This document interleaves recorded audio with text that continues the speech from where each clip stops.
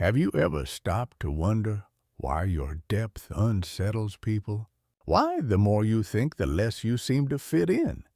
Why your silence, your questions, and your refusal to go along with shallow expectations make others, especially women, pull away, misread you, or try to put you in a box? Søren Kierkegaard once said, "People demand freedom of speech as a compensation for the freedom of thought, which they seldom use. But you think." And that right there is the threat. You're not dangerous because you're aggressive. You're dangerous because you're unpredictable. And in a world that confuses predictability with safety, an intelligent man becomes threatening just by existing. Modern relationships are built on comfort, not truth. But the intelligent man, he's allergic to illusions. He sees through masks. He questions why love feels like a transaction. He notices the gap between what people say and what they actually feel. Kierkegaard warned us, the crowd is untruth. So when a man refuses to be swallowed by the crowd, when he chooses solitude, self-reflection, and meaning, he disrupts the entire framework society depends on to keep people emotionally passive and compliant. Women don't fear intelligent men because they are smart. They fear them because they can't contain them. An intelligent man doesn't flatter to be desired. He doesn't chase to feel masculine. He doesn't play the puppet just to be chosen. He sees through the game. And when he does love, he loves with terrifying clarity, not for comfort, but for truth. That kind of presence, sharp-grounded, deeply aware, is rare. And what is rare is almost always rejected before it is respected. Kierkegaard spoke deeply about despair, not the kind you hear about in pop psychology, but a deeper despair. He called it the sickness unto death, a condition where a man becomes estranged from his own true self without even realizing it. That's what modern culture fears the most, that a man might wake up, that he might stop being charming and start being conscious. Because once a man becomes conscious, he can no longer be seduced by applause. He's no longer driven by the need to be liked. And when a man no longer needs to be liked, he becomes free. And when a man becomes free, he becomes dangerous. Let me ask you something. Why do you always feel misunderstood in every room you enter? Why do you sense people become uneasy around your silence? It's because most people, especially in this attention-hungry world, get their sense of identity from being seen. But the intelligent man, he derives his identity from seeing. And seeing deeply makes people uncomfortable, especially when they're trying to hide. Kierkegaard said, "Life can only be understood backwards, but it must be lived forwards." And intelligent men, they live forward, but they're always watching, always analyzing, always deconstructing the architecture of everything: power, emotion, seduction, fear. So what happens when a man stops being seduced by the surface, when he's no longer enchanted by the game? He becomes unplayable, not because he's cold, but because he's whole. And that wholeness, it threatens the emotional economy of modern dating, where confusion is currency and emotional unpredictability gets mistaken for passion. Kierkegaard knew that. He walked away from the only woman he ever truly loved, not because he didn't care, but because he cared too deeply. He knew that to live authentically meant rejecting the roles society assigns, even if it cost him everything. So, men, listen closely. The more intelligent you become, the more isolated you may feel. That is not a failure. It's the price of awakening. You don't scare people because you're mean. You scare them because you haven't been tamed. And a man who can't be tamed can't be controlled. And that's the greatest threat to any system built on emotional manipulation, including romantic ones. Most people aren't looking for love. They're looking for usefulness. They want you to fit a role, provider, performer, protector, puppet. But the intelligent man steps outside those frames.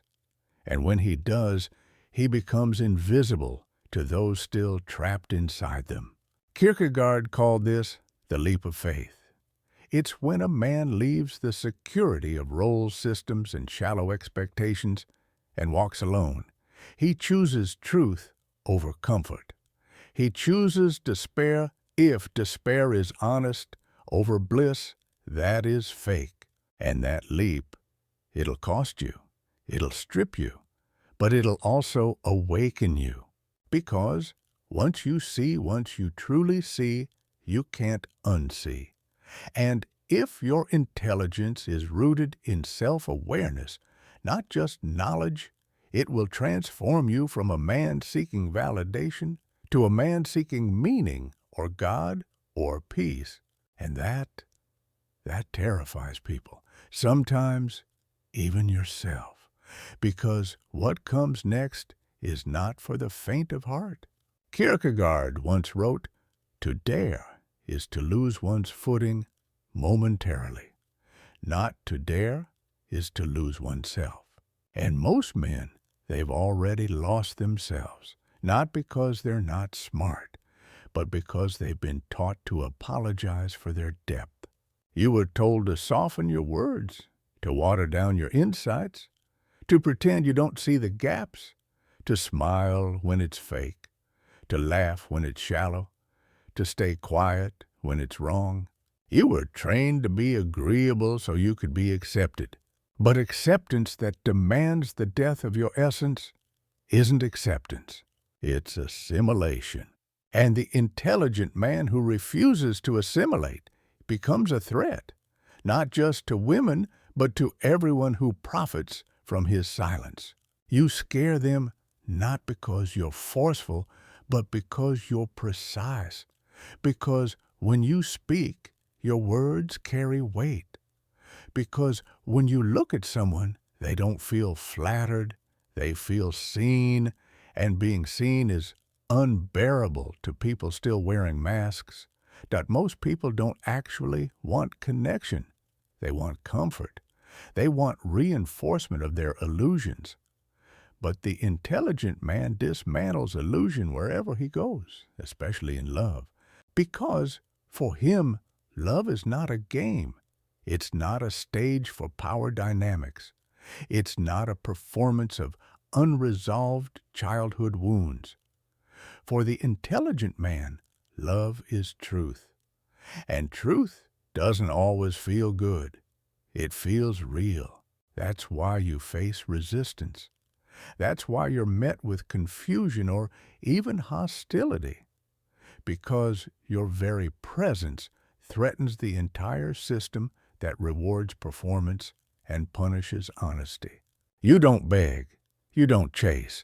You don't explain yourself 10 times just to be understood. You walk away, not because you're cold, but because your soul refuses to be auctioned off to the highest bidder of convenience. And that kind of man-calm, grounded sovereign is more terrifying than any tyrant, because he doesn't react, he chooses. And choosing consciously, choosing authentically, is the last rebellion left in this world. You want to know why intelligent men scare modern women? It's not because women are shallow. It's not because they're cruel. It's because we live in a culture that has conditioned people to expect performance, not presence. And the intelligent man cannot fake presence. He either brings all of himself or he brings nothing at all. And most people, they're not ready for that kind of wholeness. It's too raw, too unfiltered, too demanding of self-awareness. Most would rather stay comfortably asleep than awaken to their own contradictions. Kierkegaard's life was a living testimony to this paradox. He loved deeply. He felt intensely. And yet he walked away from the woman he loved, not because he didn't feel, but because he felt too much. Because he knew his path required solitude, that his inner world was too vast, too volatile to be anchored to anyone who hadn't wrestled with their own truth. That's the paradox of the intelligent man. He craves intimacy, but never at the cost of his integrity. He longs for connection, but refuses to perform for it. He would rather walk alone in silence than dilute his soul to be accepted. And that's not arrogance, that's alignment. And it terrifies people, because deep down, everyone wants to be chosen, but the intelligent man, he wants to be met. And to be met, the other person must be whole too. They must have gone through their own fires, faced their own shadows, unlearned their own lies, and most aren't ready for that level of presence. So they call you distant, cold, difficult, unemotional, but that's not the truth. You're not cold, you're clear. You don't hate women. You just don't worship illusions. You don't reject love. You just refuse to call dependency love. You've seen too much to play blind. And that's what unnerves people. You're not manipulable. You're not predictable. You're not waiting to be told who to be. Kierkegaard said, the most common form of despair is not being who you are. And you, if you're still listening to this, you're different. You want to know who you are beneath the noise, beneath the roles, beneath the craving to be liked. And that journey, it's going to cost you. It might cost you popularity. It might cost you comfort. It might even cost you love. But what you gain in return is worth more than all of that. You gain selfhood. You gain sovereignty. You gain sanity. You stop searching for someone to complete you because you no longer feel incomplete. And that is when you become truly dangerous, not to other people, but to the system that thrives on keeping men broken and confused. Because the deeper you go into yourself, the more the world around you begins to unravel, especially the lies you've been taught about manhood. Kierkegaard didn't care about success as society defines it. He wrote, "The greatest hazard of all, losing oneself, can occur very quietly in the world, as if it were nothing at all." And that's what's happened to most men today. They've disappeared quietly, not physically, but spiritually, trying to be palatable, trying to be liked, trying to be whoever the room wanted, until one day they look in the mirror and see a stranger staring back. But the intelligent man, he can't pretend forever. That tension between who he is and who he's performing to be builds inside him.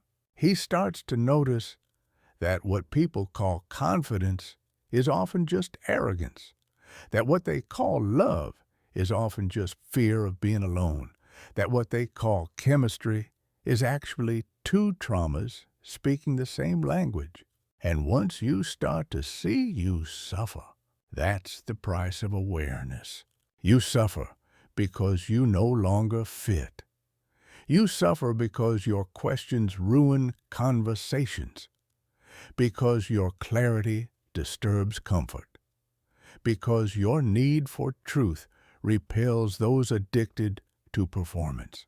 And here's where Kierkegaard's great paradox sets in. You either betray yourself to be accepted by the world, or you betray the world to remain true to yourself. Most men, they take the first path. It's easier. It gets applause. But it's a slow death. The intelligent man, if he's brave, chooses the second. And in that choice, he begins to live. Not comfortably, not safely, but honestly. And that honesty shows up in everything he does, in how he speaks, in how he dates, in how he works, in how he worships, even in how he walks away. And the world punishes that kind of man, because a man who can't be seduced by the crowd becomes a mirror. And most people hate mirrors that don't flatter. Let's talk about relationships. Why does a woman feel uneasy around an intelligent man? Not because he doesn't care, but because he cares differently. He doesn't chase, he observes. He doesn't flatter. He listens. He doesn't jump to every emotional cue like a trained actor. He responds with intent. And that makes him mysterious. And mystery terrifies people who depend on constant emotional feedback to feel secure. The intelligent man isn't absent. He's selectively present. And that selectivity feels like rejection to people who are used to being worshipped just for existing. But he doesn't worship. He discerns. Because when intelligence combines with emotional clarity, it becomes spiritual X-ray vision. He sees through the smiles, through the performances, through the neediness disguised as charm, through the praise wrapped in manipulation. And that kind of vision, it's unsettling, because most people are still hiding, still wearing masks, still living a script someone else wrote for them. Kierkegaard often spoke about the individual's responsibility to become a self, not a performer, not a role, not a mirror for other people's expectations, but a self. And to become a self, you need silence, stillness, solitude, reflection. 4 things our culture avoids like a plague. Because if a man sits with himself long enough, he might stop chasing. He might stop buying. He might stop apologizing for who he is. And worst of all, he might wake up. He might start to realize that most of what he was taught to desire was just distraction. So, if you really want to scare people, walk into a room and don't seek attention. Just observe. Don't over-explain. Speak with precision. Set boundaries without ever raising your voice. Be kind without being compliant. Be romantic without being dependent. And then just watch. Watch how people shift around you, how they adjust themselves, how their energy reacts to your presence. Because deep down, everyone senses when a man is rooted, when he's grounded, when he's not performing. And most people don't know what to do with that. That's the secret of intelligent men. They don't perform.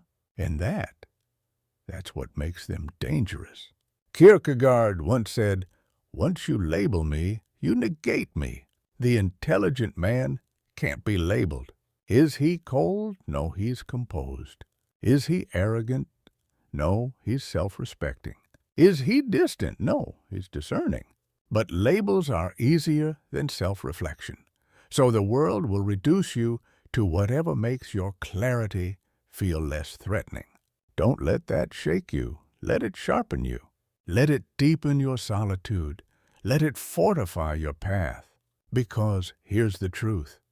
You were not built to be palatable. You were not made to beg. You were not designed to be everyone's comfort zone. You were made to become a man, in the Kierkegaardian sense, a man of awareness, a man of truth, a man willing to walk alone into the storm. If that's what it takes to protect your soul, then so be it. Let the storm come. Kierkegaard warned us the crowd is untruth. Yet most men still look to the crowd for validation. They measure their worth by how many women smile at them, by how many followers they have, by how loudly the room claps when they speak. But that applause, it's a trap, because it teaches you to perform for approval, to shape yourself according to other people's preferences, not your own truth. And here's the part nobody tells you. The more intelligent you become, the less applause you will receive. Because you're no longer playing for the crowd. You're playing for your soul. And most people don't clap for that. They shrink, they question, they stare. You don't scare people because you're cruel.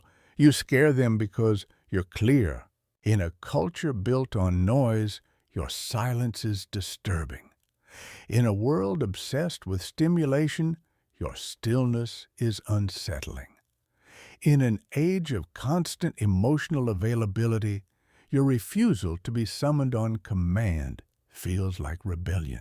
And it is. It's the quiet revolution of a man who has reclaimed his mind, his heart, and his time. You don't owe anyone a reaction. You don't owe anyone your confusion. And you definitely don't owe anyone your soul. The intelligent man doesn't explain himself to people who are committed to misunderstanding him.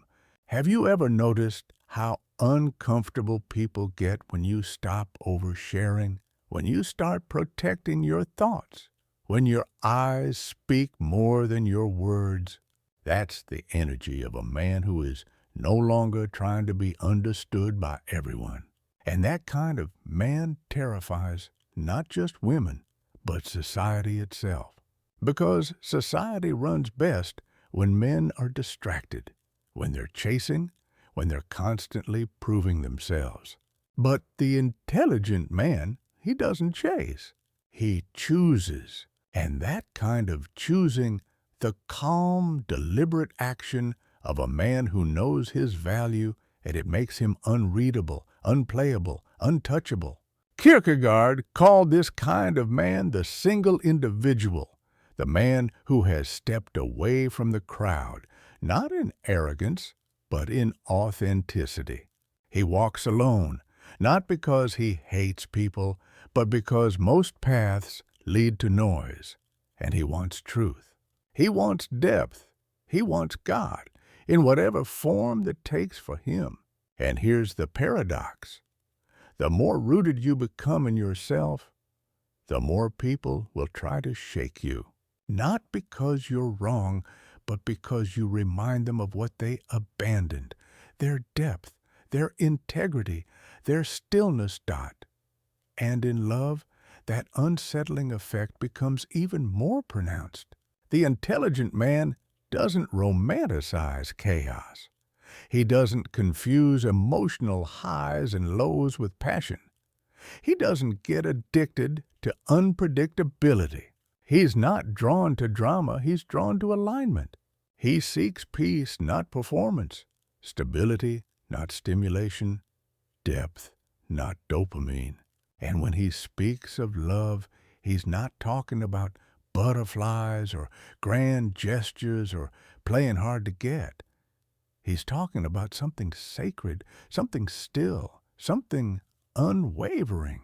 But that kind of love, that steady, quiet, unshakable presence, it can be terrifying to a woman who has only known love as chaos.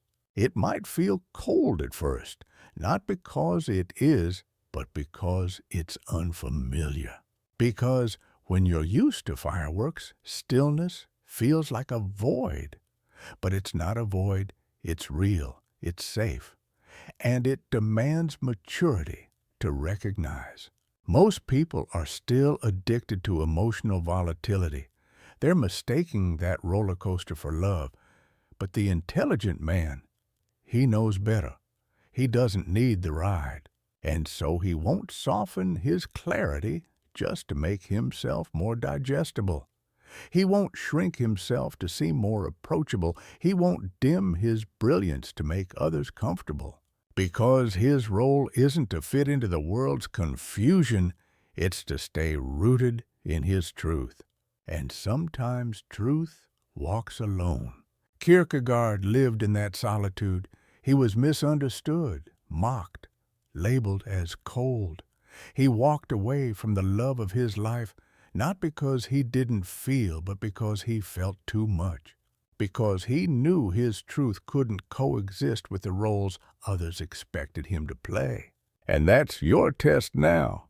Will you keep playing roles just to be loved, just to be accepted, just to belong? Or will you finally become the man you were meant to be, even if it means being feared, misunderstood, or walking alone? The intelligent man doesn't seek to be liked. He seeks to be aligned. And when you become aligned, truly aligned, you stop impressing crowds, but you start resonating with the rare. You stop being worshipped by the many, but you become unforgettable to the few who truly see you. And most importantly, you begin to respect yourself in the quiet moments, in the hard choices, in the long nights, when you choose truth over applause, peace over performance, solitude over shallow comfort. That's what it means to be a man today. Not loud, not perfect, but anchored. If this resonates with you, it's because something in you is tired of the noise, tired of the games, tired of being almost seen. And now you're ready for more. Because here's the reality. We live in a culture that trains men to be palatable, to be liked, to be charming, to be whatever the room needs them to be. But that kind of man, he looks strong on the outside, but he's crumbling inside. Because when you perform too long, you lose track of who you really are. The intelligent man eventually wakes up from that act. And when he does, it's not loud, it's not dramatic, it's quiet, it's sharp, it's final. He stops chasing approval, stops begging to be understood, stops editing his words for the comfort of others. He just becomes still, becomes whole, becomes rooted. And that stillness, that alignment, that refusal to perform, that is power. Not the kind the world applauds, but the kind the soul recognizes. And the moment you step into that, people start to react. Not because you're trying to provoke them, but because your presence becomes a mirror. You walk into a room, and without saying a word, you hold up a reflection. This is what clarity looks like. This is what truth feels like. This is what stillness does. And most people, they flinch because they're not ready to meet themselves yet. Your standards begin to offend people even when you don't speak them out loud. Your energy becomes too much for those who are used to faking theirs. You've become something dangerous, not because you're violent, but because you're undeniably real. And realness, especially in a man, is disruptive, because the world doesn't quite know what to do with a man who can't be manipulated. And that's exactly why your presence is powerful. You've stopped living for approval. You've stopped outsourcing your worth. You've stopped pretending you're okay with things that insult your soul. And now you see, not just others, but yourself.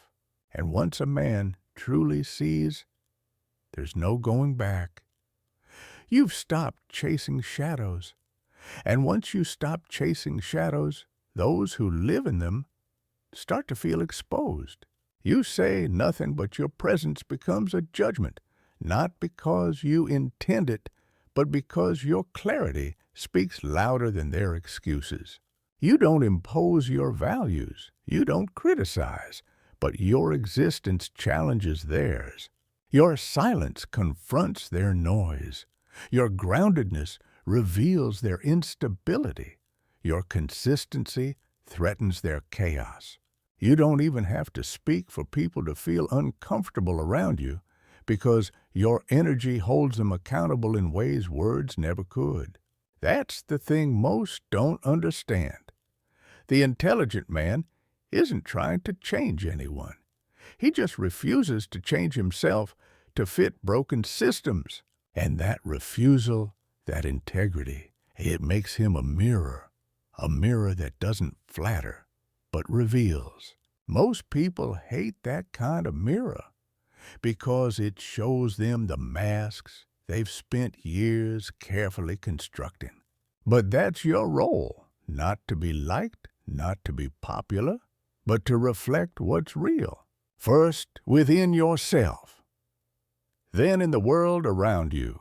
Kierkegaard spoke often of the knight of faith, a man who lives inwardly before he ever lives outwardly, who doesn't move based on logic alone or emotion alone, but from a deeper place, a calling, a conviction, a spiritual instinct that the world can't explain or understand.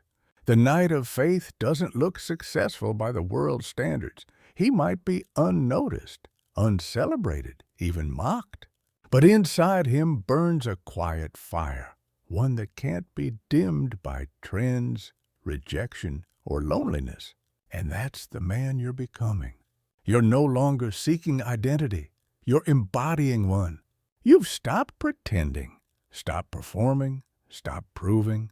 And let's be honest, it's not easy. You'll lose people. You'll question yourself. You'll have nights where the silence feels like it's screaming at you, where the world feels distant, and you wonder if you're the problem. You'll walk away from people who once felt like home only to realize they were houses built on sand. But in the midst of that loss, you'll find something new, something rare, something real, a strange and unfamiliar peace. Not the kind that comes from validation, but the kind that comes from alignment, from knowing deep in your bones that even if no one understands you, you're still on the right path, that even if you walk alone, you're whole, and that wholeness, that integrity, it's worth everything you've lost. So, no, you're not too quiet, you're not too deep, you're not too intense. You're not too much. You're simply not broken anymore. And in a world that profits from broken men, that makes you terrifying. Because you can't be seduced. You can't be manipulated. You can't be sold anything you already possess within. And above all, you can't be ignored. Because your presence carries weight. Not because you're loud, but because you're real. You've become the thing the world needs most and fears the most at the same time. A man who sees clearly, who thinks deeply, who feels honestly, who moves intentionally, who walks away when something insults his soul and doesn't explain why. You say no with your chest, not to hurt, but to protect. Not out of anger, but out of alignment. You've learned that peace doesn't come from who's standing next to you. It comes from what's standing within you. You've learned that love isn't a performance. It's not a trade. It's a mirror. And the woman worthy of your depth, she won't be the one who flatters your ego. She'll be the one who sees your silence and chooses to stay anyway. She may come, she may not. But either way, you won't wait in desperation. You'll walk your path, with or without her, whole either way. Kierkegaard lived a life of solitude, but not of sorrow. His pain became scripture. His heartbreak became clarity. His questions became fire. And now those fires light the path for men like you, men who feel too much, think too deeply, and refuse to perform for attention. If you're misunderstood, good. If you're called difficult, good. If you're feared, good. It means you've stopped being digestible. It means you've stopped diluting yourself to please the masses. It means you've started to matter. Because the world doesn't need more agreeable men. It doesn't need more charisma. It doesn't need more noise. It needs men, real men, men who know who they are, men who move in silence, who speak when it counts and disappear when it doesn't, Men who love deeply but never lose themselves in the process. Men who are so rooted in their own truth that not even love can make them abandon it. And if you're that man, or becoming that man, then understand this. You won't be for everyone, but you will be unforgettable to the few who see you. You won't be worshipped by the crowd, but you'll be respected by the rare. And above all, you will respect yourself. In the quiet, in the questions, in the clarity that no longer needs confirmation. And that respect, self-respect, is everything. It's the moment you stop looking outward for permission, the moment you stop needing applause to believe in your own voice, the moment you realize you were never meant to be universally understood. Because what you carry isn't meant for everyone. It's meant for the few, the real, the brave. And sometimes not even them right away. Because most people aren't ready for the type of man you're becoming. A man who doesn't seek validation. A man who doesn't ask for attention. A man who doesn't compromise clarity to make others comfortable. This kind of man disrupts. He makes people rethink their masks, their choices, their roles. He doesn't just walk into a room, he shifts it without saying a word, without needing to. You've probably already noticed this, how people start explaining themselves to you, even when you didn't ask, how your presence seems to make others second-guess their words, their posture, their intentions. It's not because you're doing anything wrong. It's because you stop performing. And performance is the language most people are fluent in. They don't know what to do with someone who doesn't play along, someone who doesn't pretend, someone who doesn't mirror back their illusions. And that's your gift. You won't play. You refuse to be a reflection of other people's masks. You're committed to reflecting only what's true. And truth, it doesn't negotiate. It doesn't flatter. It doesn't perform. It just is. And when you walk in that truth, when you live in it, breathe in it, you become something unshakable. Not untouchable in a prideful sense, but untouchable in a rooted sense. Like a mountain, like an ancient tree, still, vast, unmoving no matter how loud the wind gets. Kierkegaard once said, "A man who has faith will not be swayed by the crowd because he belongs to something deeper than opinion." That's what's happening to you now. You're moving from the surface into the depth, from seeking into being, from chasing into choosing. You're no longer performing to be seen. You're letting your sight speak. You're no longer explaining to be understood. You're letting your actions show. You're no longer fighting to be accepted. You're walking in alignment even if that path is lonely. And yes, it will get lonely. That's part of the refinement. That's part of the shaping. Because if everyone understood you, you'd be just like them. And you're not. You're different. And that difference, while often isolating, is also your power. Because there's a kind of silence that isn't empty. It's full of strength, full of presence, full of restraint. And that silence, it's sacred.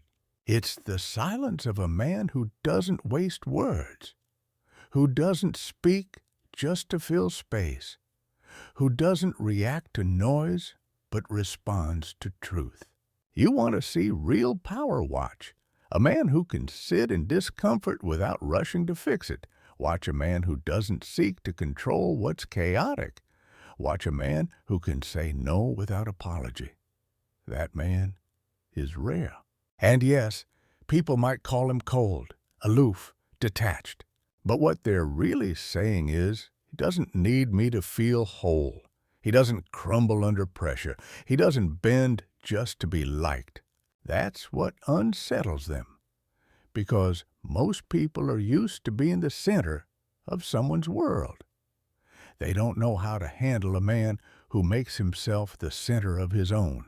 And listen, this doesn't mean you stop loving. It doesn't mean you stop caring. It doesn't mean you isolate yourself in bitterness. It means you love from a place of strength, not lack. You care without compromising clarity. You connect without needing to cling. Because the intelligent man knows this. The highest form of love is freedom. And any connection that asks you to shrink is not connection. It's control. You want to terrify people, love them, and still walk away when it threatens your peace. Show up fully and still let go when it demands your silence in exchange for approval. That's the kind of man the world doesn't know how to handle. A man who is full of emotion but not ruled by it. Who is passionate but not performative. Who is clear but not cruel. Who is discerning but not detached. Who is romantic but not enslaved by fantasy. He doesn't fall in love with potential. He doesn't chase possibility. He walks in truth and invites someone to meet him there. And if they can't, he lets them go with grace, not because he doesn't care, but because he does. Deeply. Enough to protect the integrity of his presence. Enough to honor the gravity of his own soul. And that kind of man, that man who guards his soul like sacred ground, will always be misunderstood by those who see love as performance. But that's okay, because he doesn't need to be understood by everyone, just by the right one. That's the irony, isn't it? The more you become yourself, the more others try to convince you you're wrong. Not because you've harmed them, but because your clarity is loud even in silence. You've stopped over-explaining. You've stopped chasing. You've stopped lowering your standards to make others feel tall. And that unsettles people who have built their identity around being needed. You no longer rush to fill in awkward silences. You let them linger, because you know silence reveals truth faster than words ever could. And when you do speak, you speak with weight, with precision, with intention. That kind of presence doesn't entertain, it reveals. It shines a light on what's real. And in a world built on performance, what's real can feel almost violent. People call you intense, distant, intimidating. But what they're really saying is, you're not easy to consume. You're not here for decoration. You make me reflect, and I don't like it. You've become a mirror that doesn't distort. And most people only like mirrors that flatter. But here's the thing. You're not here to flatter. You're here to reflect truth first within yourself, then in the people you allow close. And because of that, your circle will get smaller. But it will also become sacred. Because you'll stop giving your energy to those who only understand surface-level connection. You'll stop entertaining conversations that feel like performances. Stop entering spaces where depth is seen as danger. Stop justifying your standards as if they're flaws. Because when a man truly becomes whole, he no longer sees his solitude as loneliness. He sees it as integrity. And that integrity changes everything. You stop asking, do they like me? And start asking, does this feel true? You stop asking, am I enough for them? And start asking, is this right for my soul? That shift, it's radical, it's powerful, and it will cost you people. But it will return to you peace. Because you no longer wake up wondering who you need to be today. You already are. You no longer analyze text trying to decode meaning. You already see. You no longer base your self-worth on reactions. You base it on resonance.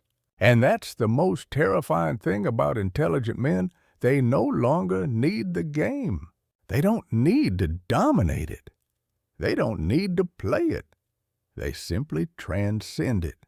They operate on a level that doesn't reward manipulation, that doesn't need constant approval, that isn't hungry for validation because it's already full. That fullness, that self-possession, it's rare.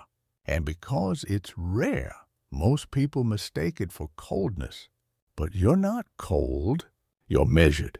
You're not detached. You're anchored. You're not afraid to feel. You've just outgrown feelings that manipulate rather than connect. And because of that, you're no longer attracted to the chaos that once felt like love. You no longer mistake intensity for intimacy. You no longer equate desire with devotion. You want truth. You want mutuality. You want presence, not as performance, but as reality. And if that means waiting longer, if that means walking alone for a while, you're okay with that. Because you'd rather sit in silence with your soul intact than be celebrated for wearing a mask.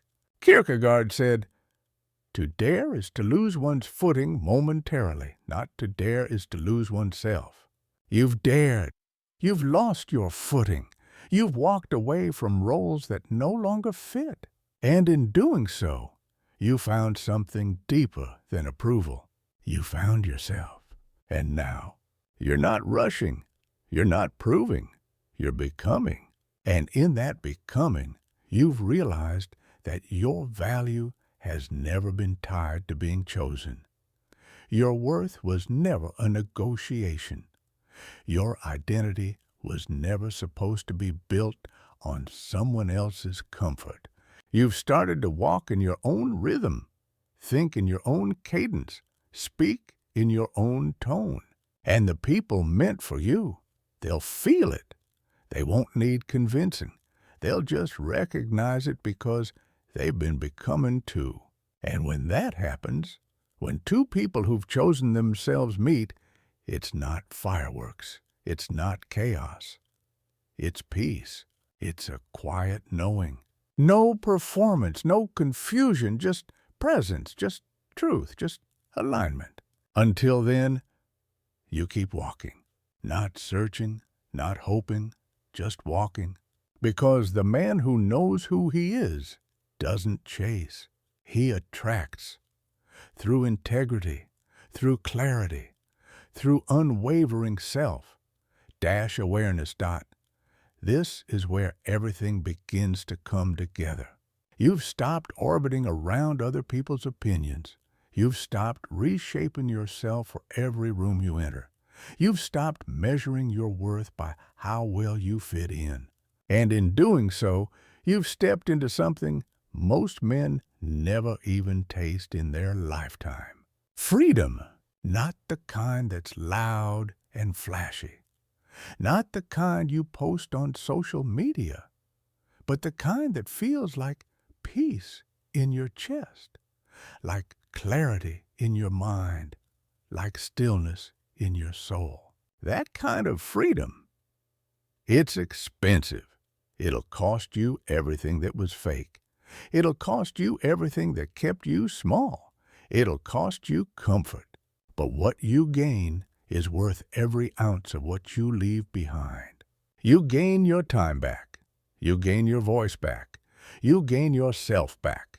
Kierkegaard wrote, "Anxiety is the dizziness of freedom," because when you finally stop outsourcing your identity, when you no longer rely on approval to feel like a man, you face something most people are terrified of: the abyss, the space between who you were and who you're becoming. No more roadmaps, no more applause, just you and your choices. And whatever higher truth you've decided to align with God, meaning integrity, solitude. And yes, it's terrifying, but it's also sacred, because That's where the real transformation happens.